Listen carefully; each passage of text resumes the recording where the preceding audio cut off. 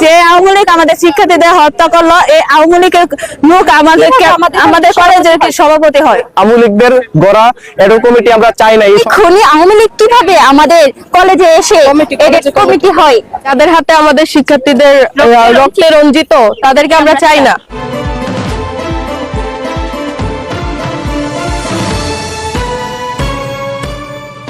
আপনারা দেখছেন নবীনগর নিউজ। কুমিল্লার মুরাদনগর উপজেলার কুড়েরপাড় আদর্শ বিশ্ববিদ্যালয় কলেজ পরিচালনা পরিষদে আওয়ামী লীগের দূষর দ্বারা পকেট কমিটি গঠন করার প্রতিবাদে মানববন্ধন অনুষ্ঠিত হয়েছে।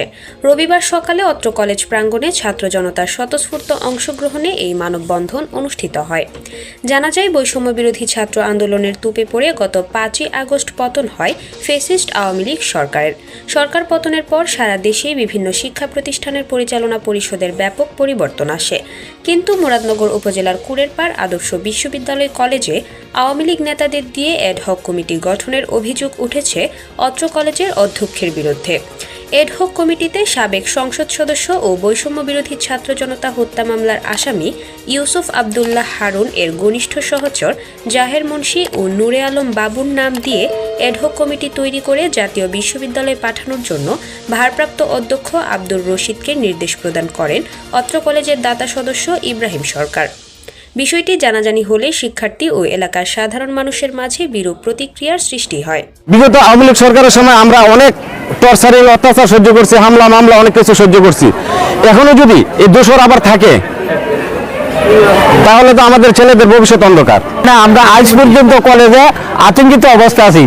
যতক্ষণ পর্যন্ত এই ফ্যাসিস্ট হাসিনার দোসররা এই কলেজ থেকে বিতাড়িত না হবে, অতক্ষণ পর্যন্ত আমরা অভিভাবকরা মুক্তকণ্ঠে আন্দোলন আমরা করব, থাকবো ইনশাআল্লাহ।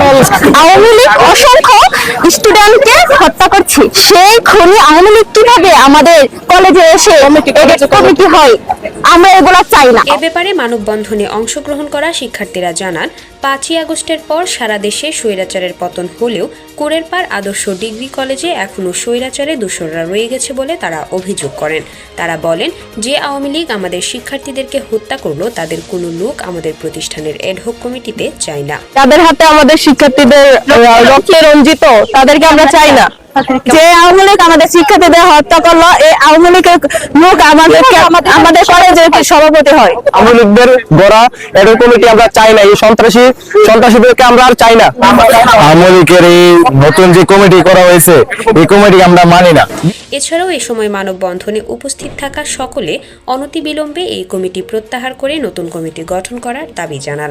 এই দেন সরকার পকেট কমিটি কিভাবে আওয়ামী লীগের দোসররা করে যায়, তারা বিভিন্ন জায়গায় তাদের ইউসুফ সাহেবের লেগে বিভিন্ন আওয়ামী লীগের তারা যার সাথে রক্তের সাথে জড়িত আছে, তাহলে আমরা কি এই দেশে কি হাইরা যাবো নাকি? এ ব্যাপারে অত্র কলেজের ভারপ্রাপ্ত অধ্যক্ষ আব্দুর রশিদ জানান, জনাব ইব্রাহিম সরকার অ্যাডভোকেট কমিটি তৈরি করে আমাকে কমিটি পূর্ণাঙ্গ করে জাতীয় বিশ্ববিদ্যালয়ে পাঠাতে বলেন।